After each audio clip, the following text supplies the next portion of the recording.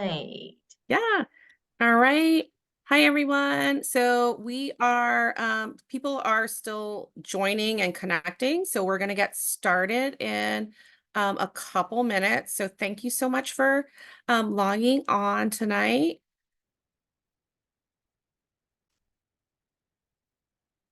And just to make sure that everybody is joining the right workshop, tonight we are talking about the college application timeline. So while this will have a lot of relevant information for rising seniors, if you are not a rising senior or you do not have a rising senior, I think it's still helpful, especially if you are a family where this is like maybe it's your first child going to college or you're the first child going to college in your family, or especially for families who maybe the student is the first generation to go to college, especially first generation in the United States. I think this is really helpful. We will get into specifics, but we'll also give a more broader overview. So we're gonna wait till it slows down a little. But in the meantime, hello everyone. We are recording this, so we'll probably be able to get the recording up to you guys early next week. I started a YouTube channel for the Wooten College and Career Center. And that's where all of our summer recordings will be uploaded to. There are some videos there already. You can find Join the meeting. Our YouTube channel. It is on, if you Google Wooten College and Career website, you'll come to our website, and right on the very front top of the page, there will be a link to our YouTube channel.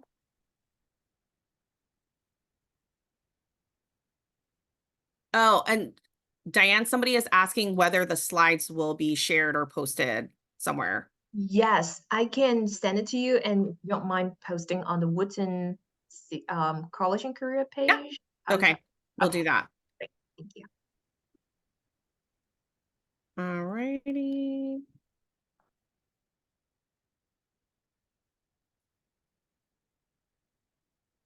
So good evening, everybody. Thank you so much for joining us. I'm Jennifer McDonald, and I am the College and Career Information Coordinator at Wooten High School.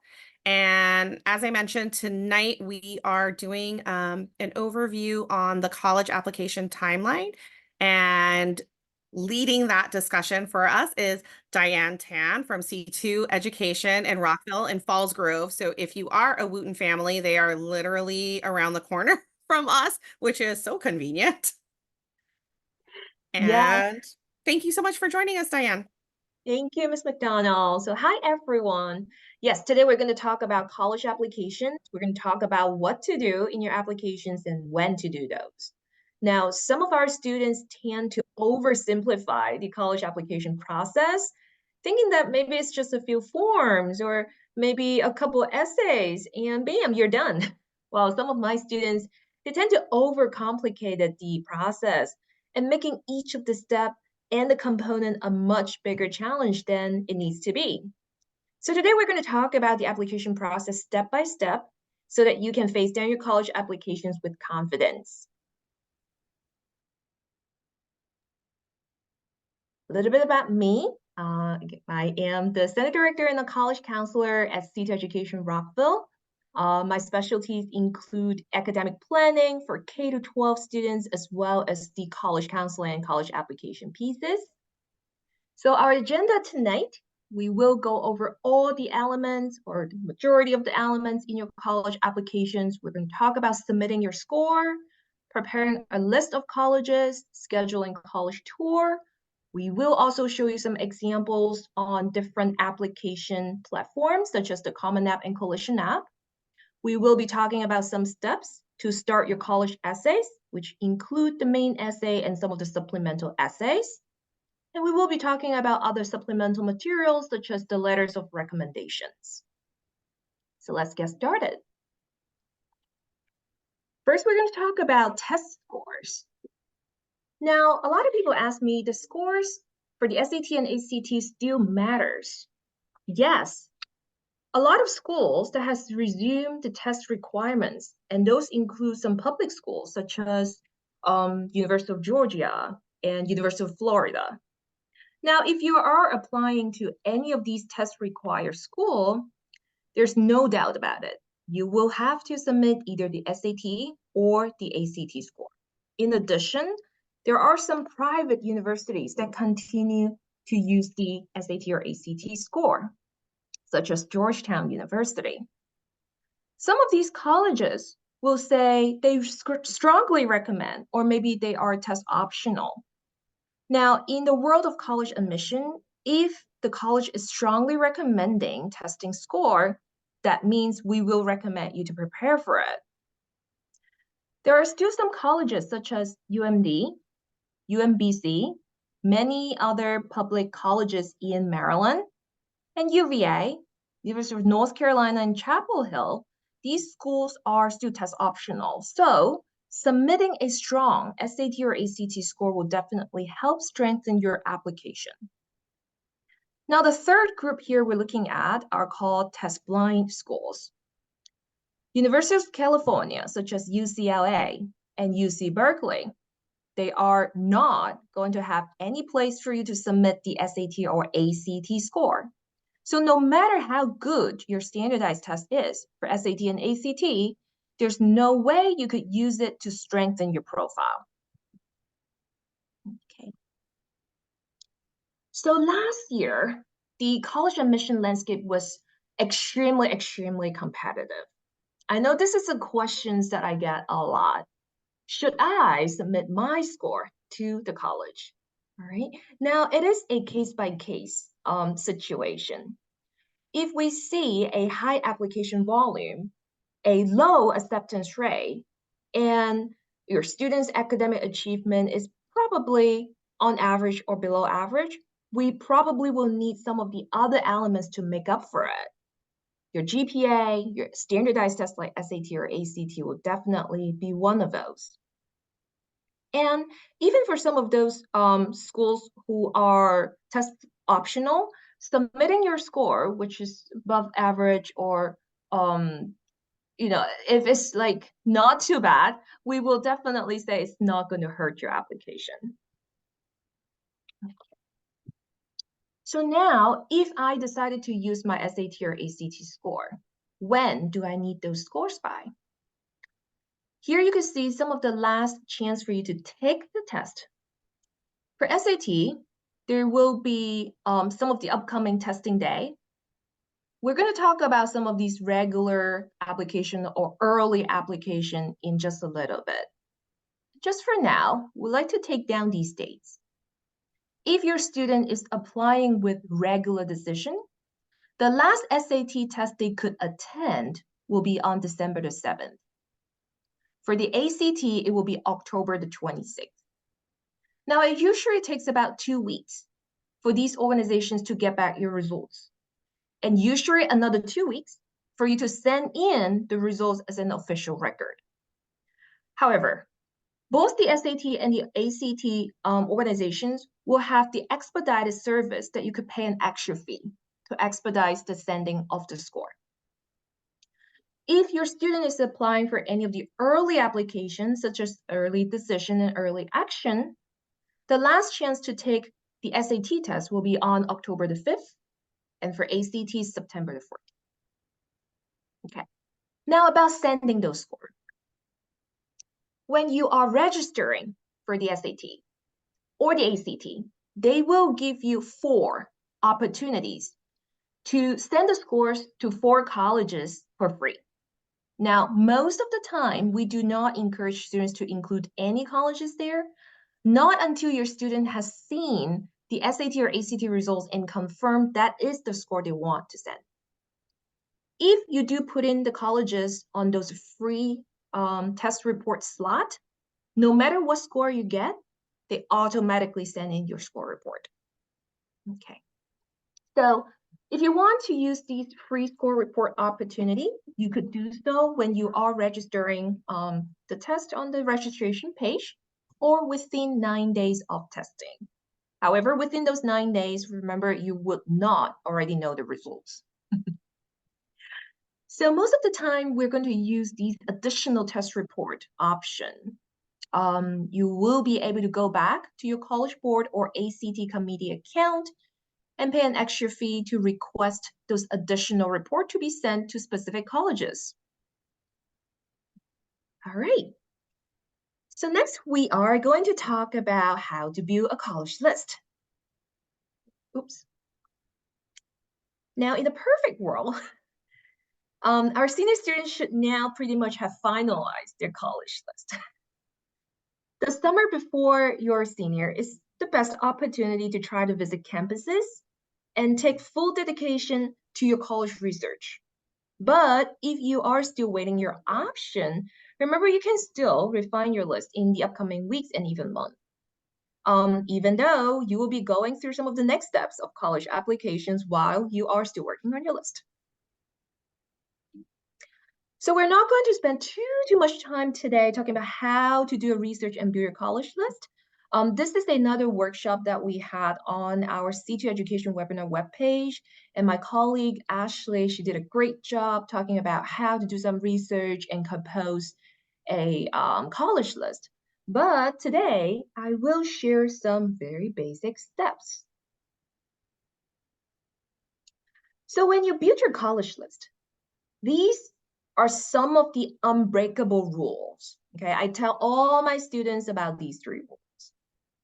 Rule number 1, every school on your list should be a school that you'll be happy to go. Do not waste your time, including any schools that, after you got in, you're not going to attend. So the more time you put in your upfront research and college visits, the more time you're going to save later on. Rule number 2, you must have at least 2 safety schools.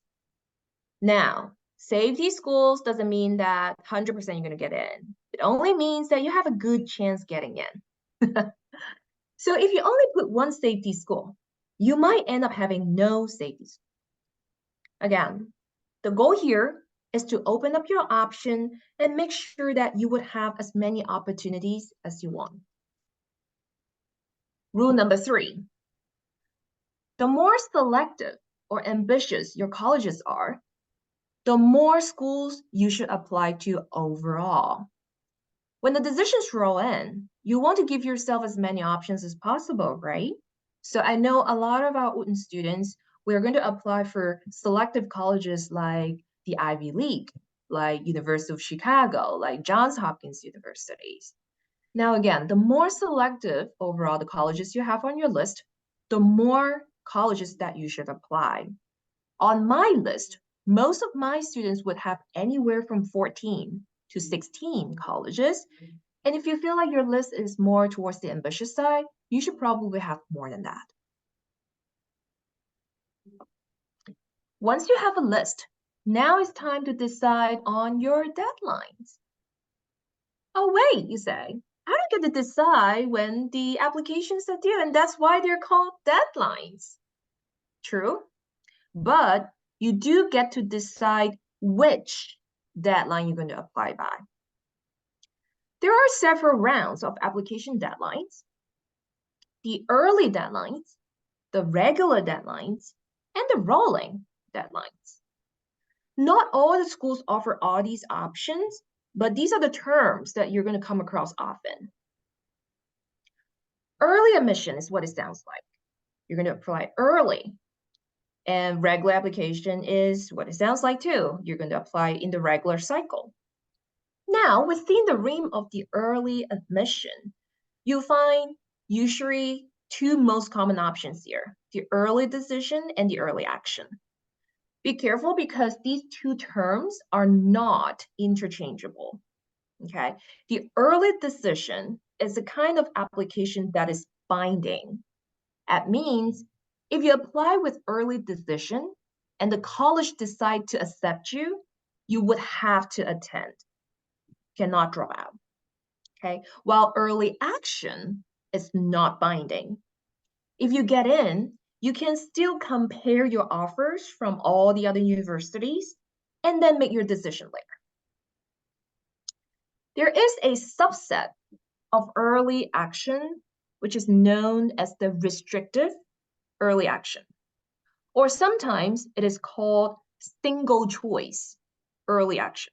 Now, these type of early admission program is commonly among the most selective institutions, and it's usually a private institute like Yale or Stanford. Under the restrictive early action, you can only apply early to only one, but private school. So only limits you in the private school sector. This is intended to identify candidates or students who are truly invested and committed to that school. So if that student who apply early, say to Yale, it means that out of the top choice school, they probably only apply out Yale early. And so the schools will feel like they have a higher chance of attending. Okay. Now we're going to take some question and answer at the very end. So don't worry, you can feel free to put your questions in the chat box though. Okay, so now when we have a college list, the first thing we would need to do is to identify each of the school's options. Again, we mentioned that not all the schools are offering all type of application deadlines, right? So we're going to research a little bit and see on your college list, what are the type of early action, early decision, or restrictive early actions will they be offering? So this is an example of a college research. For each of your students, we should have something like this that has a list of colleges and keep track of all the deadlines there. Okay. So on this list, we're going to have two schools that would limit our options should the student choose to apply early. For example, if they apply early to Carnegie Mellon, they will be obligated to attend if they're admitted because it's early decision. And they will need to be absolutely sure that Carnegie Mellon is their dream school before applying early decision. Then, if they apply to Stanford early, they will not be able to apply to other private school because it is restrictive early action. We just talked about that. Restrictive early action will prevent you from applying early to another private school. If they have a lot of other private school on their list, then maybe you need to think seriously about applying early to Stanford.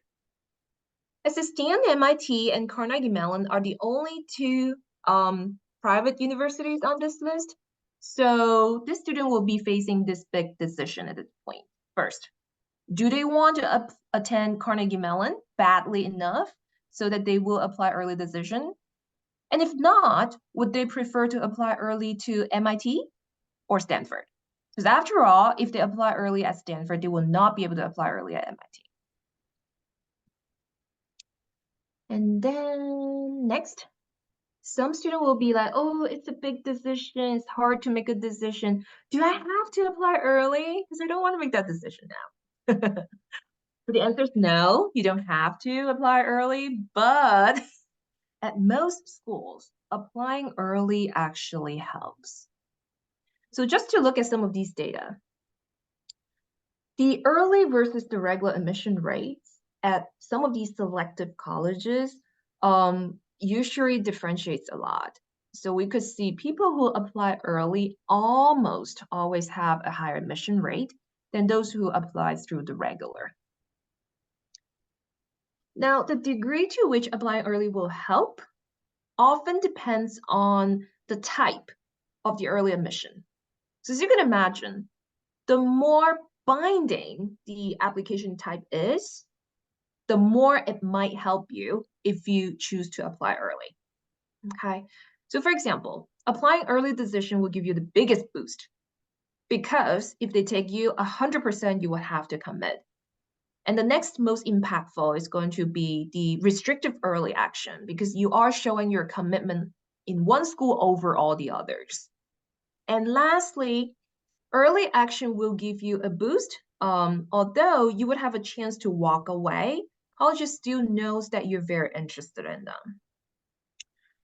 So it could vary how much it matters or how big a boost you might get out of all these early application types.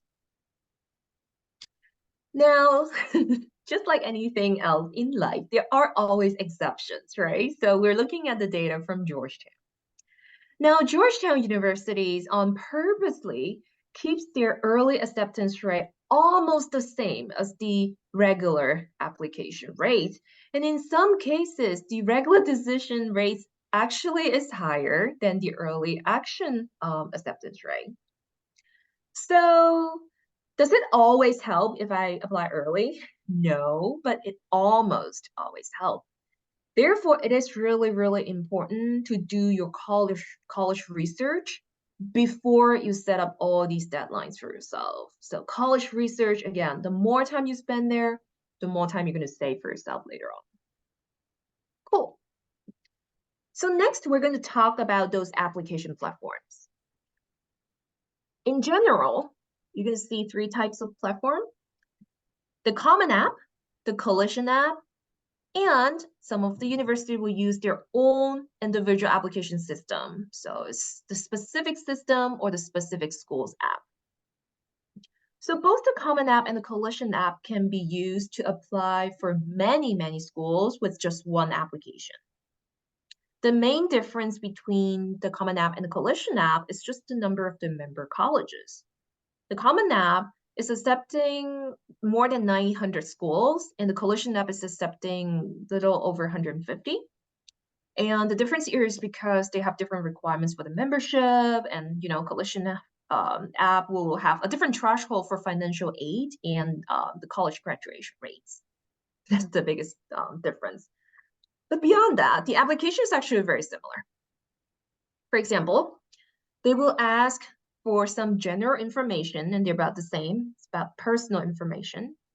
And both Common App and Coalition App will require one main essay, which is 650 words.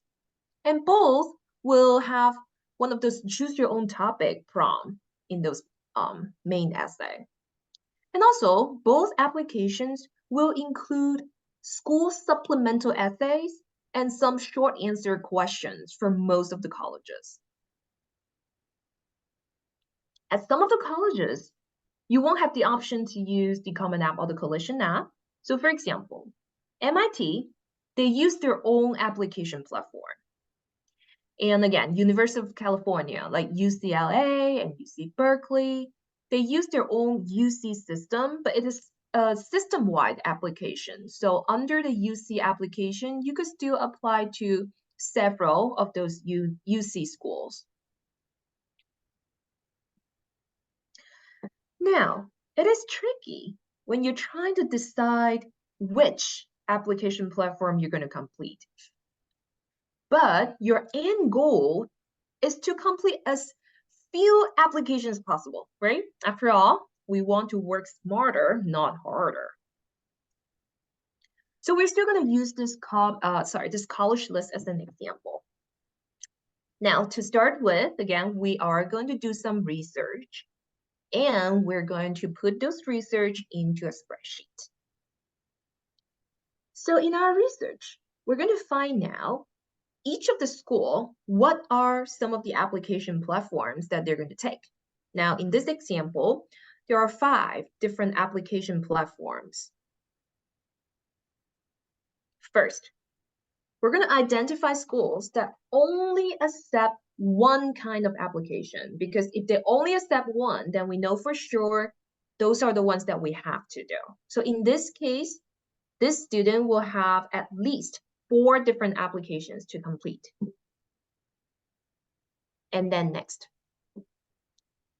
we're going to look for schools that will accept more than one application type, because then we'll know, having completed the Common App or Coalition App, whichever, we'll be able to use one of these 4 these blue color schools.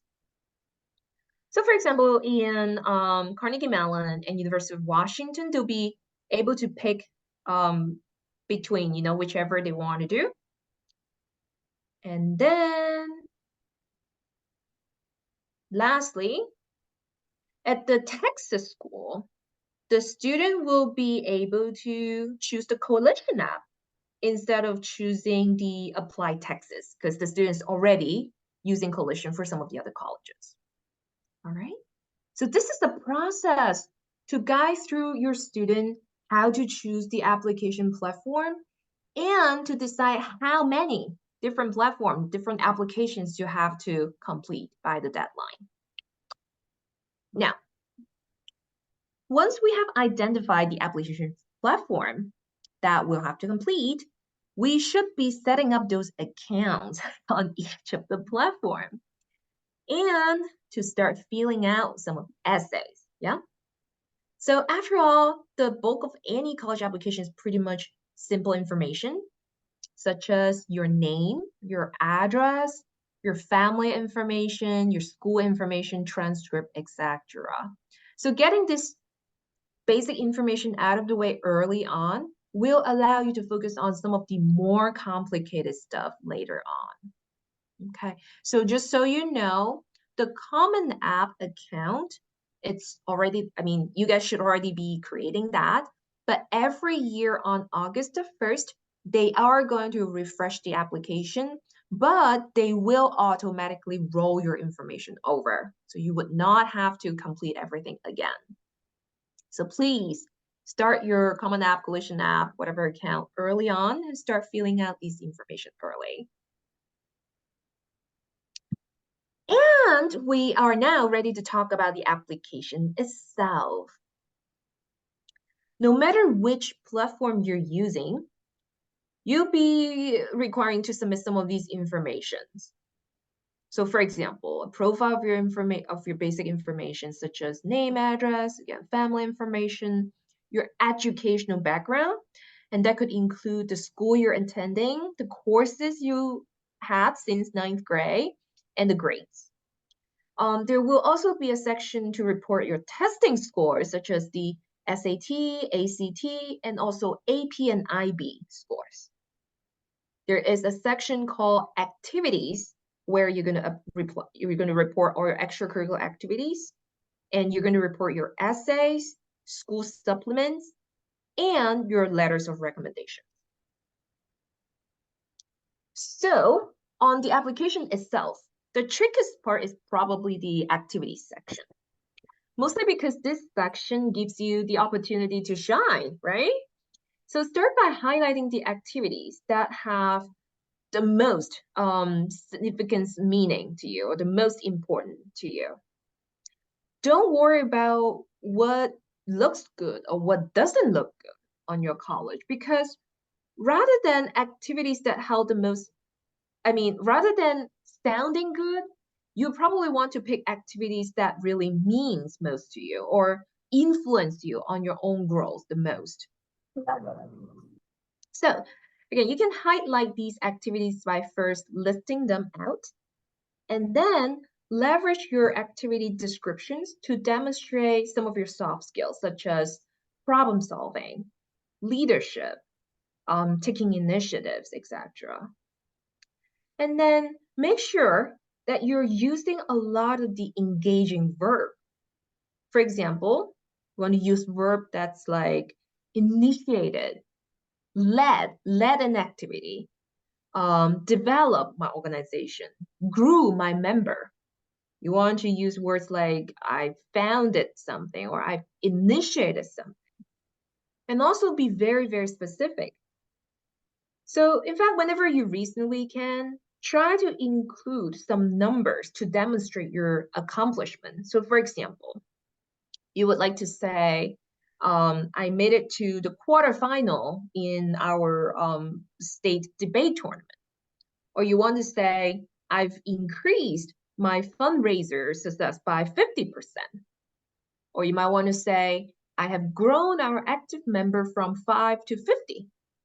So try to include some specific details, numbers, to demonstrate your growth and your achievements. And then we're going to move on to one of the toughest parts, which is your essays. So we're going to make sure that you have a good plan to approach your college step one is to determine how many essays you're going to write in addition to the main essay. So we all know that the applications itself come with the main essay. So the Common App and the Coalition app, if you write that one main essay, this essay will be sent to all the colleges you have on this platform. But then don't forget, each of the school could also give you supplemental essays. So they are school specific. And the numbers of the essay per school could vary, and the prom could vary as well. So again, we're going to use our example college list. Step one is, again, doing some research to see the number of essays or supplement for each school. We can see on the most right column here, we have the number of supplement. And it looks like for this student, just based on the list here, they will have 23 essays and 5 short answer questions. So yes, that is a lot of essay. And MIT and UT Austin seems to be pretty demanding in terms of essay. Now, step 2 is to gather the prompts. We know that the Common App prom usually stays the same almost every year, but then the school-specific one, every year on August the 1st, schools are going to release their prom or refresh their prompts. So make sure that you research on the prompts after August the 1st. And my recommendation is not just to take a look on the Common App, but also look into each of the college official website. So make sure you spend some time browsing through the college individual website and take down the prompts so that later on we'll have a second step to consolidate them, okay? Oh, and one way to see some of these prompts on your Common App or Coalition app is that they will actually allow you to start adding colleges to your Common App dashboard. So once you add those colleges to your Common App, you'll be able to see their application requirement, such as how many supplemental questions they have and how many letters of recommendations they will require. So I would highly recommend you to start with your Common App or Coalition app account and start adding colleges to that dashboard.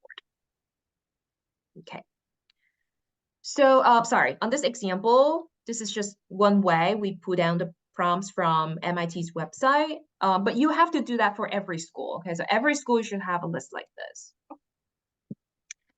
And now, step 3. Once you've identified your prompt, you'll be ready to start looking for opportunities to recycle the prompts. By recycling, we meant that some of these prompts across different universities are actually very similar, and so you don't want to use a totally different draft. Otherwise, you're going to have so many essays to write. So there are often opportunities to recycle either the same story or the same personal skill or characters. So for example here, when we look at these 3 prompts, we will find that all 3 ask about your community or your role in your community or how your community has shaped you as a person. So it is likely that you would just write one essay to fit into all these 3 prompts. However, we would definitely need to make some tweak to make sure that we specifically address to each individual school rather than, just having a very general prompt. So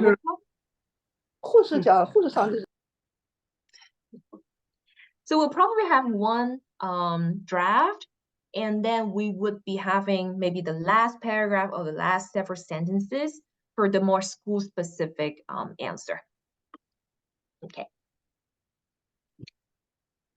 So then there are why us essays. Just wanted to give you an example. Now, these kind of essays usually ask you to define your personal goal or to describe the aspect of the schools, the colleges, and how they can help you achieve your goals. Or maybe they'll identify ways that, how you can best fit into my community. So these kind of essays typically needs to be highly, highly customized to fit the school. In fact, you probably will need to do a lot of research on that specific school's website to make sure that you have some reference facts about the college courses, curriculum, some of the clubs, some of the groups, or some of the activities. That way, you could incorporate those facts into these kind of why us essays, okay?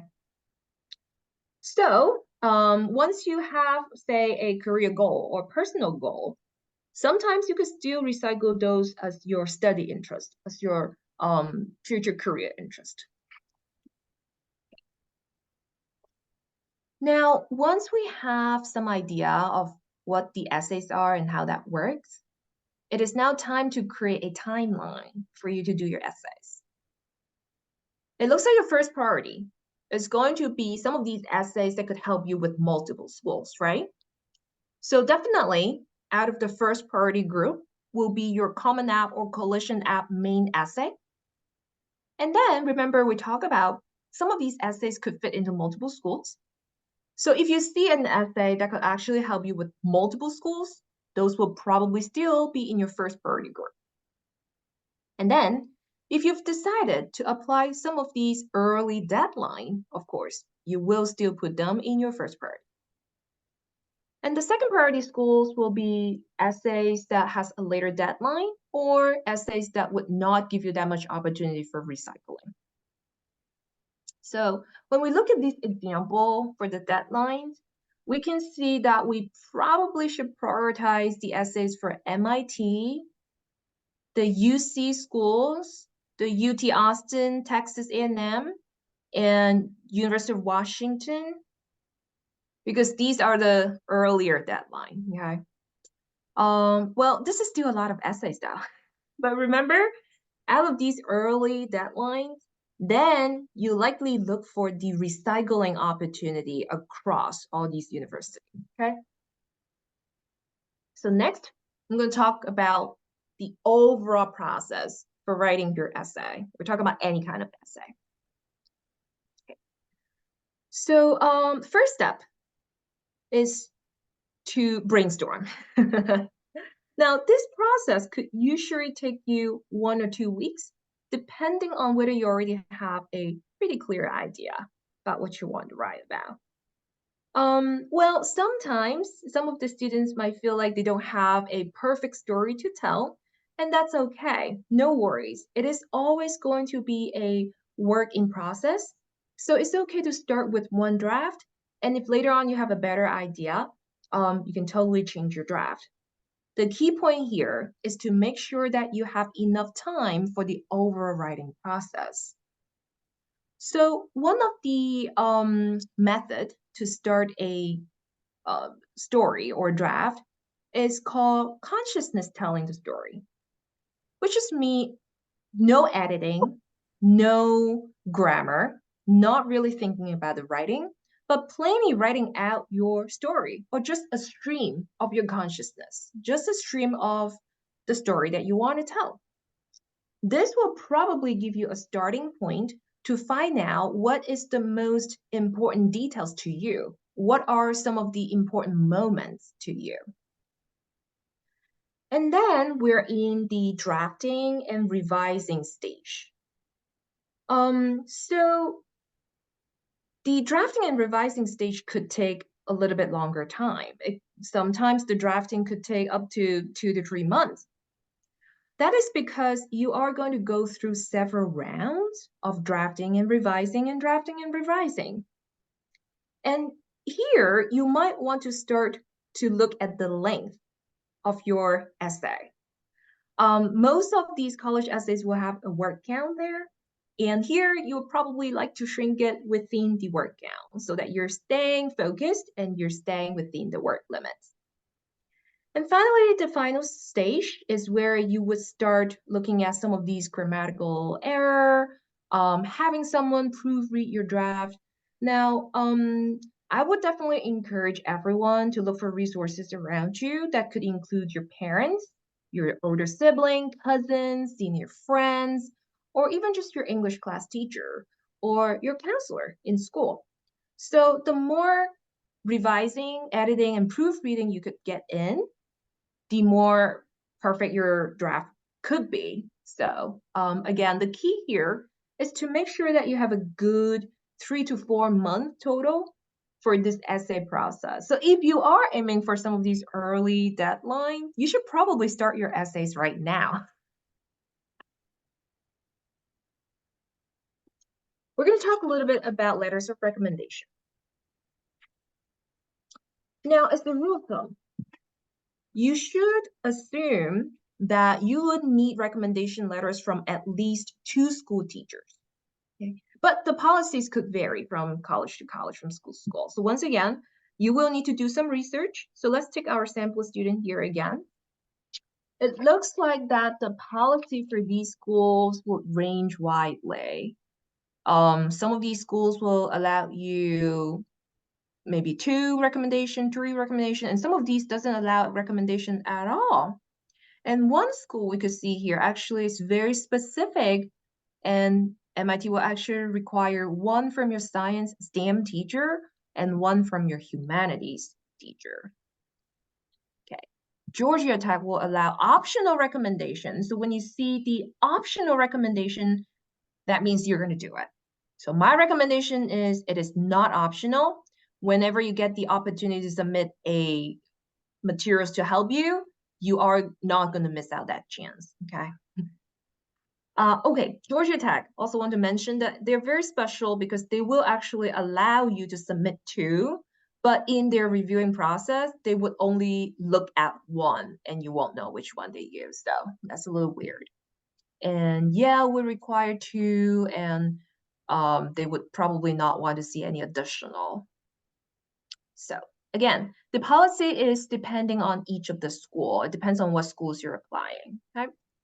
So once you know who you're going to ask for your letters of recommendations, it is now time to pick, once you know what colleges you're going to need the recommendation, now it's time to pick who you're going to ask. So you're going to assume that any colleges would like at least 2 teachers, right? So these ideally would be either your 11th grade or 12th grade teacher, or someone who knows you more recently, rather than someone who knows you like 2 years ago.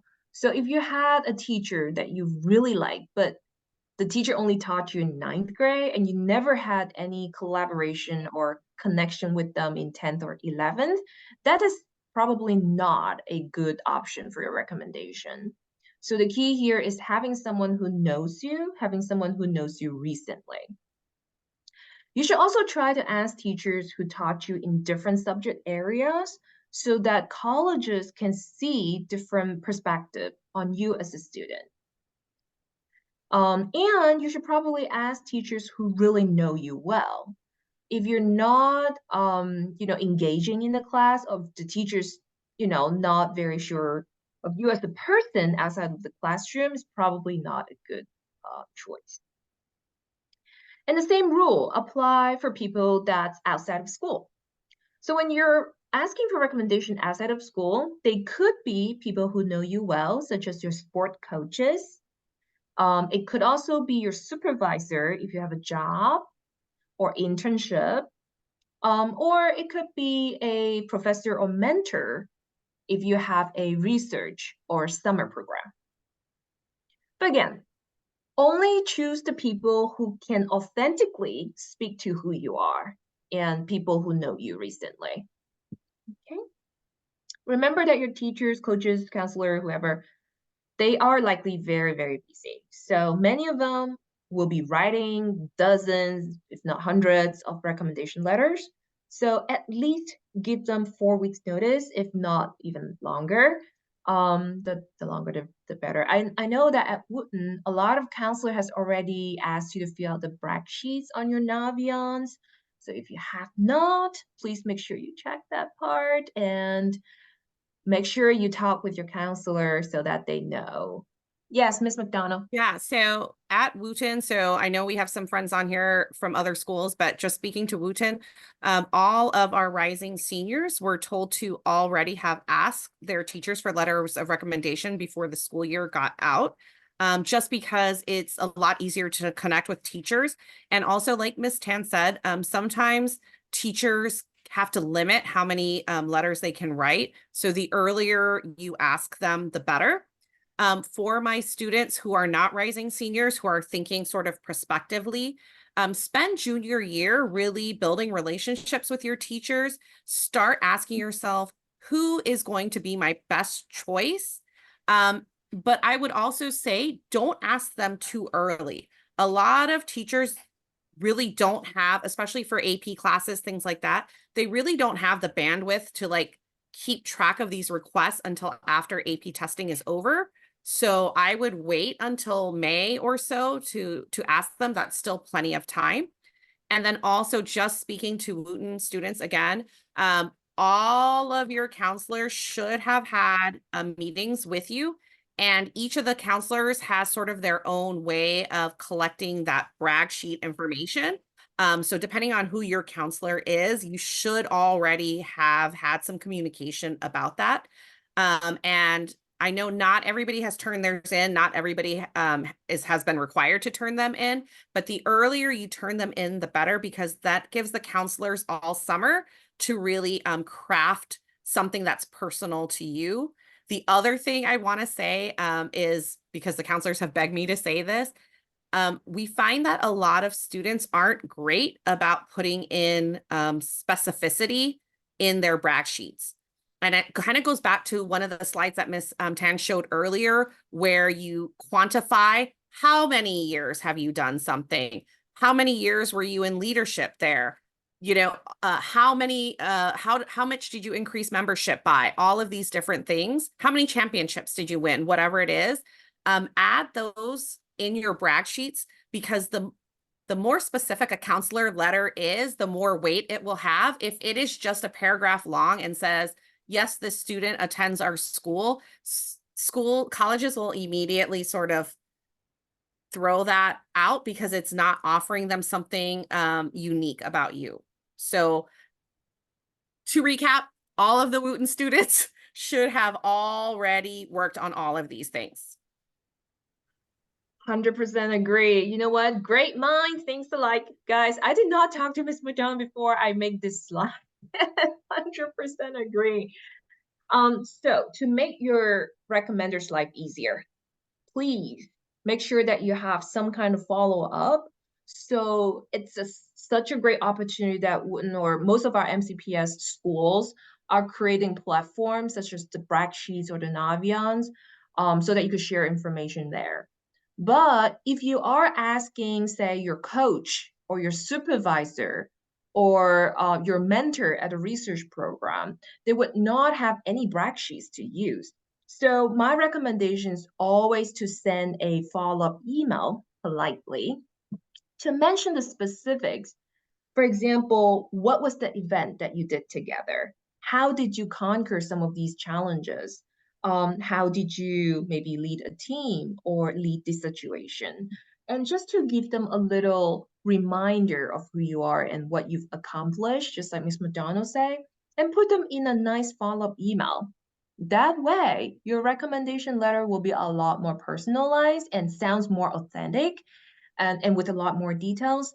That will help you differentiate yourself from thousands and thousands of recommendation letters. So you're not just a good student out of a crowd of good students. Now, I have some overall tips. We've talked about so much tonight. So some overall tips for you. When completing your application, be honest and be accurate. For example, if you're self-reporting your grades, remember that colleges will also have your transcripts. So inaccuracies on your applications could be a red flag. Make sure that you double check. And also proofread very carefully. Sometimes those typos could look very silly, and colleges will be like, oh, how seriously you are if you have a typo here in your application. So make sure that if not you or your parents, you have someone to check and proofread. And you want to save your progress on your application frequently. So technical glitches are not unheard of. We actually have students who got frustrated because they did not save the information. And give yourself time. Make sure that you're not rushing through everything. You're not submitting it last moment. Because again, what if there's a technical glitch, right? You want to allow yourself some time. Click that submission button a few days early. All Speaking right. to that one real quick, Yes. especially if you are applying to the UC system schools. So that's your UCLA, Berkeley, UCSB, UCSD, any of those. The UC system application platform is notorious for breaking down in that last week before the deadline. So the University of California System Schools has a November 30th hard deadline. Period. Hard to hard, November 30th. So that whole week or two before November 30th, that system crashes all the time. And every year we have a ton of students who are working on it on November 29th and come crying on November 30th because everything is gone and they have to recreate it. So my other piece of advice would be for all of those applications, have a Google Doc or something where you are just pasting all of your answers. So if the worst case scenario happens, all you have to do is cut it from that document and place it back into the application for sure. Learn from everybody else's Love that. heartbreak. I need to add that to the slides when we send it out. Definitely. So make sure that you give yourself enough time, right? Please do not submit last day or just give yourself a couple days at least. All right. Now the timeline after you hit the submission button. So once you submit, of course, now you wait. Well, if you apply early in the early round, you learn your fate around December or January. So during that waiting process, you probably need to submit more applications, either for the regular or even the rolling decision deadline. In other cases, if you apply regular, you probably you, you probably hear back later in the spring. So one small reminder is that a lot of time when you finish that application in fall, winter, you would like to complete your financial aid form still, which is called the FAFSA, FAFSA, or some of the schools will use the CSS profile, so either the FAFSA or the CSS. Um, Even if you feel like you might not be qualified or whatever reason, I strongly encourage everyone, every family to submit that application because you never know. Okay. And eventually those finances might influence your student's final college choice. So then once you have all your acceptances, offer letter, and financial aid letter, you would need to submit your deposit by May the 1st. By May the 1st. Okay. Oh, sorry. If you apply for the regular application, you'll hear back in the spring, early spring usually. So still, you would need to make your final decision by May the 1st. All right. So that's about the whole application process.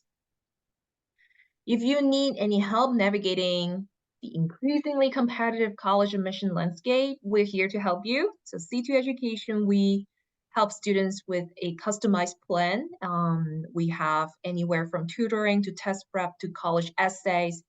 And I would be proud to announce that we are offering 1 week of free one-to-one college counseling meeting. This is appointment required, so if you or your students interested, feel free to text or email this information on the screen here, and you would get a free 45 minutes individualized college counseling. All right. We have some questions, so I'm going to go through them. There was a question about early decision and restrictive early action, but I think we covered that after that question was posted. Okay. And then I see a question about building their college list in Naviance versus doing something in Excel. So I can talk to that. So Yes. we use Naviance in school to track and help assist students through the college application process. However, in my opinion, Naviance is not a good enough substitute for some other record keeping tracking system that you might use. Personally, I think that every student should have some sort of Google Sheets or Excel spreadsheet.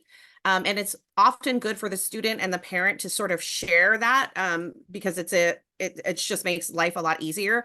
I think you track all of the schools, and some of the common categories that I would put across are the location of the school, how you're applying, what the application deadline is, whether you've visited the school and what you thought of it. You can cost anything, but I think nothing is a substitute for some sort of document like that. There is honestly just too much to keep track of. And even though some parts of the process have been simplified, every school kind of has its own quirk and thing that makes it different, and it's very difficult to keep track of all the deadlines and everything else. So my advice is to start some sort of spreadsheet. And what I think it's important for students to remember too, and parents, is that just because you put something down on the spreadsheet and you do some research, it's not set in stone. Part of that process is discovering that, you know what, as we've done more research, this isn't a fit for us. So yes, we've spent all of this effort and time, but it's no big deal to erase that off of your spreadsheet or move that somehow, black it out. Because the whole point is that this is a process to hopefully narrow and get you closer to your final list. Not every college that you think of initially is going to make it to the final list. And I think that that's a good thing. It shows that you have really put in some thought and effort and research. So I think it's better that way. So yeah, Naviance is great. Naviance is great for research, and it helps your teachers can, submit their letters of recommendation, your counselor, all of that. It's not a substitute for some other tracking program. And then there was a question about what sheet we were referring to when we talk about the brag sheet. So some counselors call it something different, but all counselors at every high school in MCPS have some way that they collect information from all the rising seniors so that they can write what's called a counselor letter of recommendation for that student.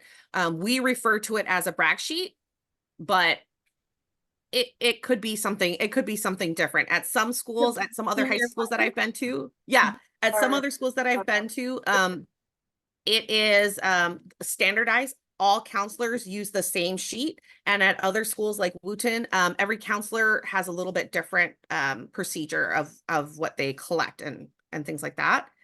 And then there was a message about if students, so when you fill out the common application in particular, there is a section on activities, and you are limited to your top 10 activities, no more.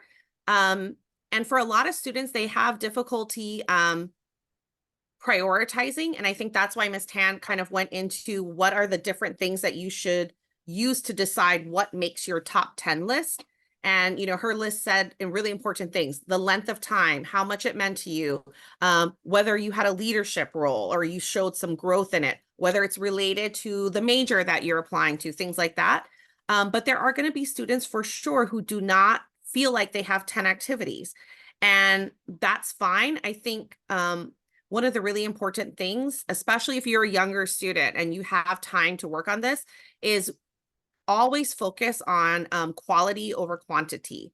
You want an activity that either relates to your future major or one where you put in the time and slowly acquire a leadership role. I would always prioritize that over having, maximum number of activities, but you're only really do this much, a tiny bit for it. So don't worry about if you don't have all 10. However, I would say, think about it.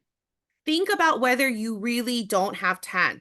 Kids these days are so busy and are involved in so many different things that you might not think it's important, but a school might find it really interesting about you. Also, if I have any younger students, especially if I have any sort of ninth graders or kids who are rising 10th graders, um, it's very hard to keep track of everything you do. And you're young enough where you can start some sort of document now, just casually, and keep track of the different activities that you try. And that will make your life so much easier when you're a rising senior. Yes, 100% agree. Thank you so much, Ms. McDonald. And definitely, if you have more questions, put it in the chat. That's probably the easiest way. I have another question about the recording. So this is recorded. Some of you already heard this, but probably sometime early next week, I will receive the recording from MCPS Zoom, and I will be able to upload it. So what I have started doing is we created a Wooten College and Career YouTube channel. So all of these workshops that we do that I